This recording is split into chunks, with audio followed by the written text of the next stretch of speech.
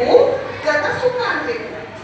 ಅದಕ್ಕೆ ತಕ್ಕಂತೆ ನೀವು ಅವರ ಜೀವನವನ್ನು ಖಂಡಿತ ನಿರ್ಮಾಣ ಮಾಡಬಲ್ಲಿರಿ. ಒಬ್ಬ ತಾಯಿಯ ಶಕ್ತಿ ಎಷ್ಟು ಇರುತ್ತೆ ಅಂದ್ರೆ ಅವಳು ಒಬ್ಬ ಶಿವಾಜಿಯನ್ನು ನಿರ್ಮಾಣ ಮಾಡಬಲ್ಲರು.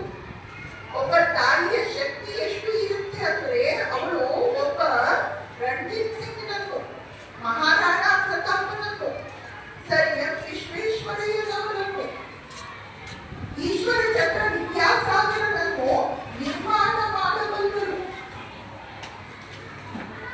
ಆ ವಿಶ್ವಾಸವನ್ನು ನೀವು ಇಟ್ಕೊಳ್ಳಿ.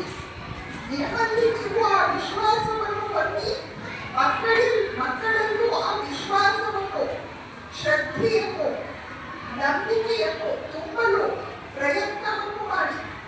ಒಂದು ಘಟನೆ ಬರುತ್ತೆ.